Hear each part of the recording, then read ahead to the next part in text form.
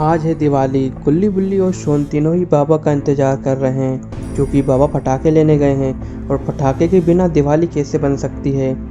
काफ़ी देर हो चुकी है बाबा को गए हुए। गुल्ली बुल्ली से कहता है कि बुल्ली, बाबा को गए हुए काफ़ी देर हो चुकी है, चलो हम अद्दू पद्दू कद्दू खेलते हैं जब तक बाबा नहीं आ जाते।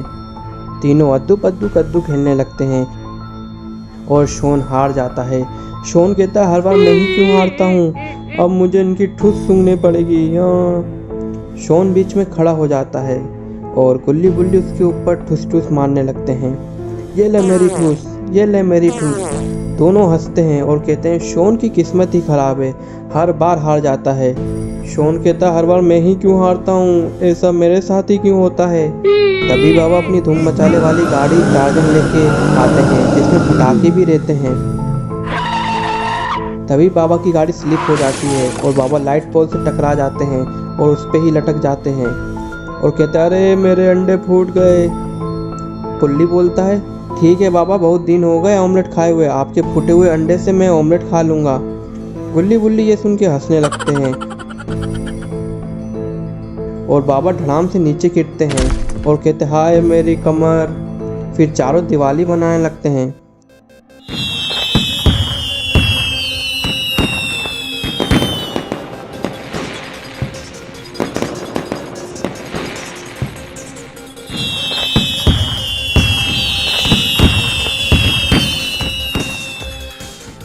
काफ़ी देर दिवाली बनाने के बाद बाबा अपनी टार्जन लेके निकल जाते हैं और शोन कहता है, गुल्ली बुल्ली मैं भी जा रहा हूँ। तभी गुल्ली के मोबाइल में एक मैसेज आता है। गुल्ली बोलता है, रुको शोन। शोन बोलता, क्या हो गया। गुल्ली बोलता है, शोन इस मैसेज में लिखा है कि रेड नामक कंपनी जो कि काफ़ी समय से बंद है, वहाँ काफ़ी लाशें पाई गई हैं और कहा जा रहा है कि वहाँ इविल नन रहती है और उसने ही इन लोगों को मारा है। जब तक पुलिस उस कंपनी की तहकीकात नहीं कर लेती, जब तक कोई भी उस कंपनी के आसपास भी ना जाए, नहीं तो वो उसे भी मार सकती है। गुल्ली कहता है, अच्छा ये तो काफ़ी खतरनाक न्यूज़ है। गुल्ली बोलता है, देखो शोन, तुम वहीं से अपने घर जा रहे हो तो ध्यान से जाना, कहीं उस कंपनी में मत चले जाना, समझे ना। गुल्ली कहता है, अरे गुल्ली, ये शोन है, इसकी इतनी हिम्मत कहाँ वो उस कंपनी में जाए। जो छोटे छोटे पटाखों से डर जाता है वो उस इविल नन की कंपनी में जाएगा।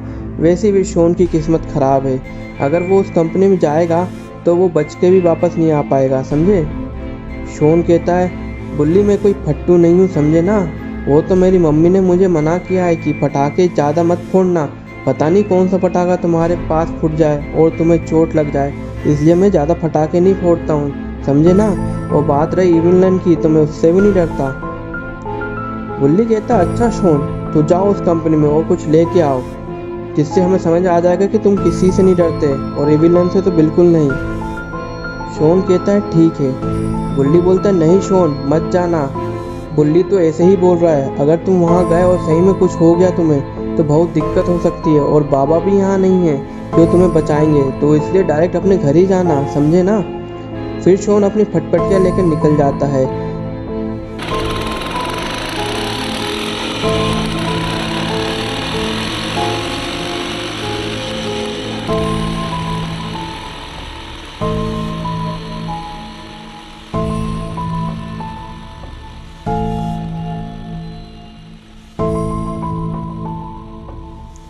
शोन सोचता है कि ये तो वही कंपनी है जिसके बारे में गुल्ली बात कर रहा था। अब मैं इस कंपनी में जाऊंगा और इविल नन का सर ला के दूंगा गुल्ली बुल्ली को, जिससे उन्हें पता चल जाएगा कि मैं किसी से नहीं डरता हूँ। और शोन उस कंपनी में चले जाता है। शोन अपना स्कूटर वहीं खड़ा करके गेट के पास चले जाता है।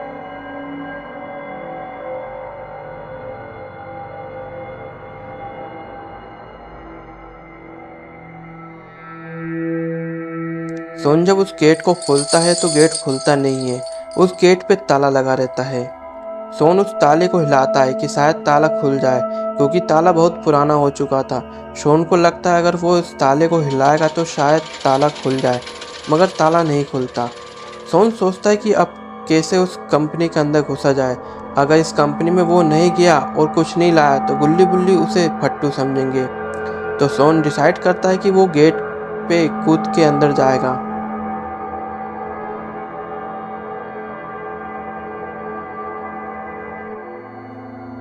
शॉन जब उस कंपनी के अंदर पहुंचता है तो उसे कुछ अजीब व गरीब आवाज़ आती है, जिसे सुन के शॉन के पसीने छूट जाते हैं। मगर हमारा पोटी बॉय शॉन कोई डरपोक नहीं है, वो एक हिम्मत वाला लड़का है जो अपनी मौत के पास जा रहा है।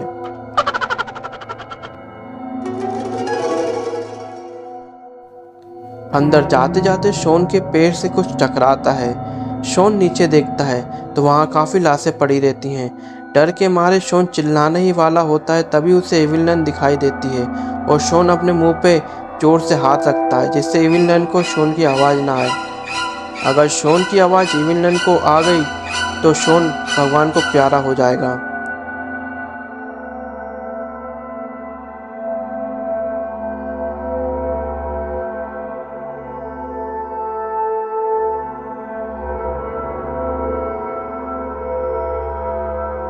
शॉन देखता है कि इविल नन वहाँ पड़ी लाशों के साथ जादू टोना करती है और कुछ देर बाद वो किसी दो आदमी को बुला लेती है। वहाँ दो अजीब व गरीब इंसान प्रकट हो जाते हैं जिसके न आँख रहती है न ही मुंह। इविल नन उनसे कहती है, सुनो मैं जा रही हूँ कुछ सामान लेने, जब तक मैं ना आ जाऊँ इस जगह का ध्यान रखना, समझे ना सोनू मोनू। दोनों कहते हैं ठीक है। इविल नन एक पोर्टल खुलती है और वहां से गायब हो जाती है।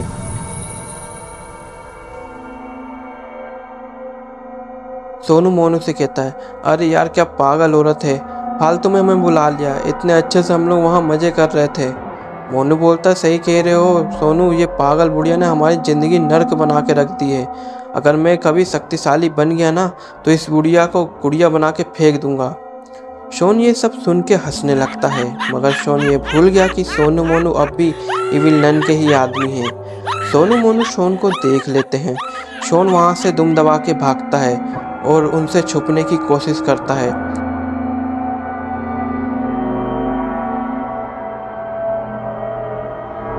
मगर शॉन को सोनू मोनू देख लेते हैं और उसे घेर लेते हैं।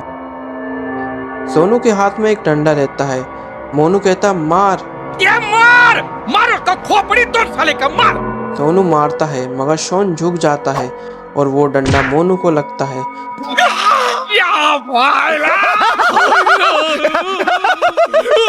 और मोनू वहीं ढेर हो जाता है। वैसे कुछ भी कहो, आज शॉन पे एक कहावत फिट बैठ रही है, जब अल्लाह मेहरबान तो गधा पहलवान।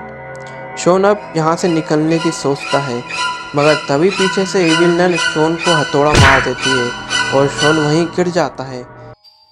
इविल नन शॉन को पेड़ से पकड़ के अपने अड्डे पे ले जाती है और सोनू मोनू से कहती है, तुम दोनों एक नंबर के गधे हो, तुम्हें एक काम दिया था, तुम गधों से वो भी नहीं हुआ। तभी शॉन की नींद खुलती है। शॉन देखता है कि इविल नन उसके पैर पकड़ के उसे अपने अड्डे पे ले जा रही है। शॉन कहता है, मुझे कहाँ ले जा रहे हो?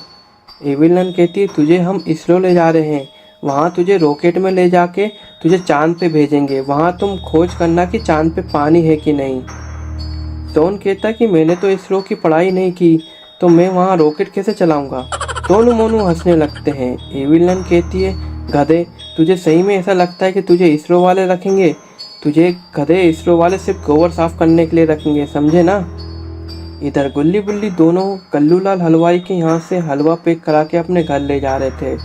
गुल्ली कहता है, पता नहीं शॉन अपने घर पहुँचा है कि नहीं, कहीं वो अपनी बात दिल पे ना ले ले और उस कंपनी में ना चले जाए। गुल्ली कहता, सही कह रहे हो गुल्ली। अरे गुल्ली, वो देखो, ये तो शॉन का स्कूटर है ना। गुल्ली कहता, अरे ये तो शॉन का ही स्कूटर है।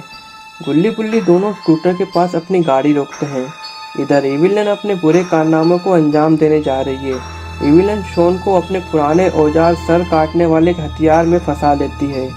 सोनू, जब मैं कहूँ कि उस प्लेट को नीचे गिरा दो तो उसे नीचे गिरा देना। और इविल नन अपने जादू टोने वाले मंत्रों को पढ़ने लगती है। शॉन की शक्ल बिल्कुल कुत्ते के बच्चे की तरह हो जाती है, मानो बिल्कुल मासूम। इधर गुल्ली बुल्ली कंपनी के अंदर पहुंच जाते हैं। गुल्ली देखता है कि वहां खून के छींटे पड़े हैं। धीरे धीरे दोनों इविल नन के अड्डे पे पहुंचते हैं, जहां उन्हें लाशों का ढेर दिखाई देता है और वो इविल नन भी।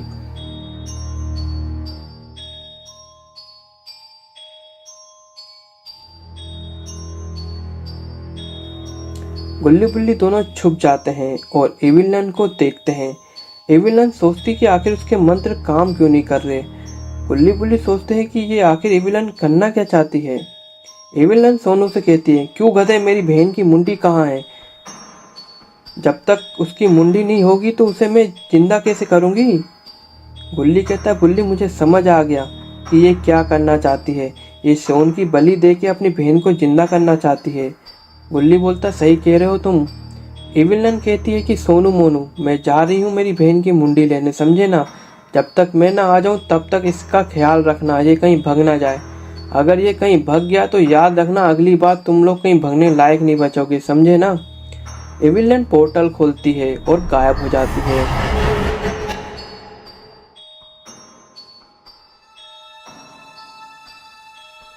सोनू कहता है, यार मोनू, अपनी जिंदगी में कोई इज्जत बची है कि नहीं? जब देखो जब ये एविलन हमें निकम्मा साबित करने में लग जाती है। मन तो करता है कि इसे मार दूं। मोनू कहता है, सोनू सुनो, एविलन को मारा भी जा सकता है। सोनू कहता है, क्या? एविलन को हम मार भी सकते हैं, मगर कैसे? सोनू कहता है, अरे बहुत आसान है, एविलन का सर काट दो और वो निपट जाएगी, समझे ना? मगर सोनू ने ये बोल के बहुत बड़ी गलती कर दी है, क्योंकि गुल्ली बुल्ली दोनों ही उसकी बातें सुन ली है। गुल्ली बुल्ली दोनों ही डंडे से सोनू मोनू को मारते हैं और सोनू मोनू वहीं बेहोश हो जाते हैं। इधर सोन गुल्ली बुल्ली को देख के खुश हो जाता है। गुल्ली बुल्ली सोन को उसे सर काटने वाली मशीन से निकाल लेते हैं। गुल्ली कहता है, सुनो शोन और गुल्ली, मेरे पास एक प्लान है जिससे हम एविलन को मार सकते हैं। गुल्ली पूछता है, मगर कैसे? गुल्ली बताता है, सुनो, जैसे हम स्कूल में अगरबत्ती लगा देते थे रस्सी बम में कि जब तक हम टॉयलेट से निकल जाएंगे वो रस्सी बम फूट जाएगा, हम पे कोई शक भी नहीं कर पाएगा, वैसे ही हम एविलन को मारेंगे और उसका सर काटेंगे। बुल्ली उस लीवर के पास खड़ा हो जाता है जहां से वो लीवर नीचे करके एविलन का सर काट सके, और गुल्ली एविलन का इंतजार कर रहा है और सोन पीछे छुप जाता है और सब देखता रहता है। इतने में पोर्टल खुलता है।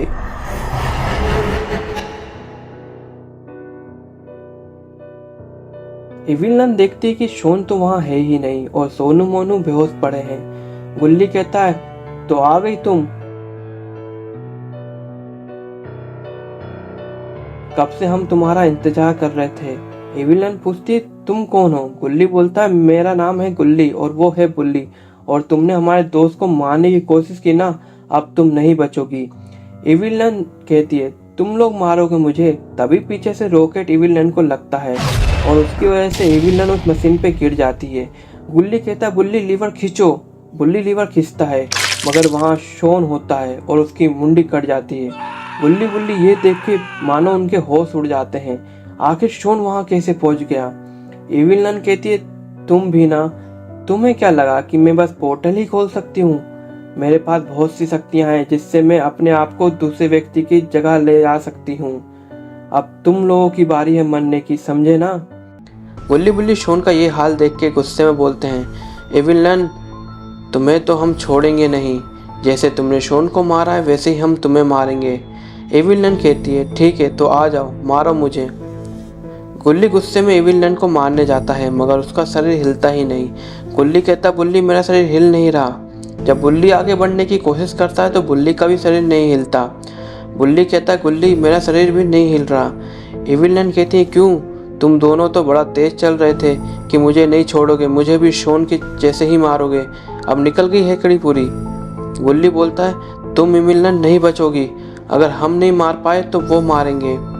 एविलन कहती है, कौन मारेगा गधो, मुझे बताना जरा।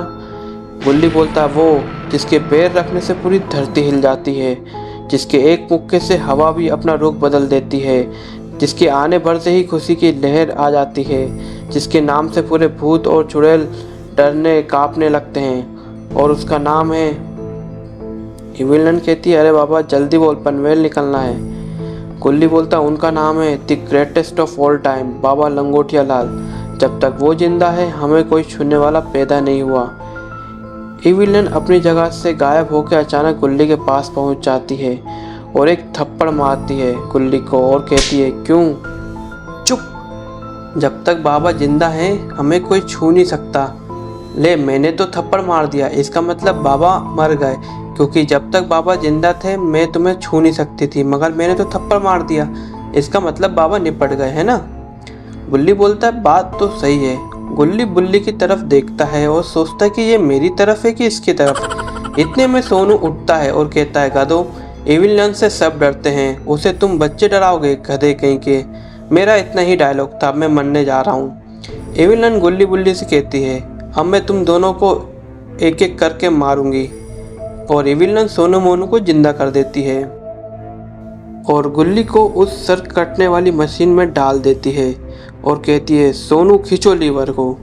सोनू खींचता है तो लीवर नीचे आता ही नहीं है। एविल नन कहती क्या कर रहे हो गधे, नीचे खींचो उस लीवर को।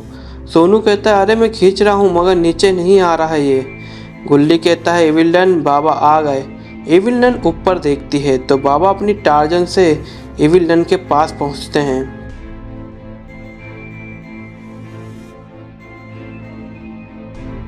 बाबा कहते हैं क्यों एविल नन, तुम्हारी इतनी हिम्मत कि तुमने मेरे शिष्यों को पकड़ लिया। गुल्ली कहता है बाबा इसने शोन को भी मार दिया। बाबा कहते हैं मुझे पता है, अब तुम एविल नन नहीं बचोगी, समझी ना। एविल नन कहती तुम मारोगे मुझे बुड्ढे। सोनू मोनू जाओ और इसे निपटा दो। सोनू मोनू दोनों ही बाबा को मारने जाते हैं, मगर बाबा पहले ही अपना बिस्ट मोड एक्टिवेट कर लेते हैं और सोनू मोनू को उड़ते हुए एक लात मारते हैं, जिससे सोनू मोनू वहीं ढेर हो जाते हैं। एविल नन कहती है मतलब गुल्ली सही कह रहा था तुम्हारे बारे में। बाबा मन ही मन सोचते हैं कि पता नहीं इस गधे ने क्या क्या बता दिया इसे। वैसे भी अभी मेरे पास इतनी शक्ति नहीं है कि मैं एविल नन को मार सकूं। एविल नन कहती है बहुत हो गया, अब तुम तो गए। एविल नन भगते हुए जाती है और बाबा को उड़ती हुई लात मारती है। बाबा नीचे गिर जाते हैं, फिर बाबा उठते हैं।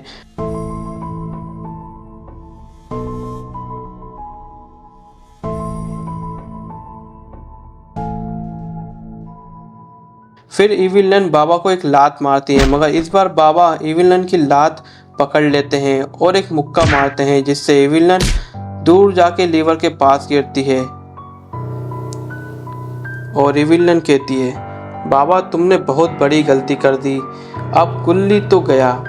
एविल नन लीवर खींचती है, मगर तभी एविल नन की जगह गुल्ली खड़ा हो जाता है और जहाँ गुल्ली रहता वहाँ एविल नन पहुँच जाती है। एविल नन कहती ये कैसे हुआ। बाबा कहते हैं तुम्हें क्या लगा कि तुम ही ऐसा कर सकती हो, मेरे पास भी ऐसी शक्तियाँ हैं जिससे मैं एक दूसरे इंसान को दूसरी जगह पहुँचा सकता हूँ। बाबा कहते हैं गुल्ली लीवर खींचो, और गुल्ली लीवर खींचता है और एविल नन का सर कट जाता है और एविल नन मर जाती है। गुल्ली बुल्ली दोनों बाबा के पास आते हैं और कहते हैं बाबा आपने तो कमाल कर दिया। बाबा मगर शोन का क्या, शोन तो मर चुका है, उसकी याद बहुत सताएगी अब हमें। इतने में शोन की आवाज़ आती है, किसकी याद सताएगी गुल्ली बुल्ली। तभी गुल्ली बुल्ली देख के खुश हो जाते हैं, मगर सोचते हैं कि यार शोन वापस जिंदा कैसे हुआ। बाबा बताते हैं बेटा जब मैंने एविल नन को मार रहा था तब मैंने उस किताब से कुछ मंत्र पढ़े जिससे ये शोन वापस आ गया। बाबा कहते हैं जाओ बच्चों अब दिवाली बनाओ और खूब मौज करो। तो कैसी लगी ये हमारी बाबा और गुल्ली बुल्ली की कहानी। अगर आपको पसंद आई हो तो आप प्लीज़ सब्सक्राइब और शेयर करें इस वीडियो को, और जिसके नीचे कमेंट आएंगे सबसे पहले उसका कमेंट हम वीडियो की एंड में दिखाएंगे।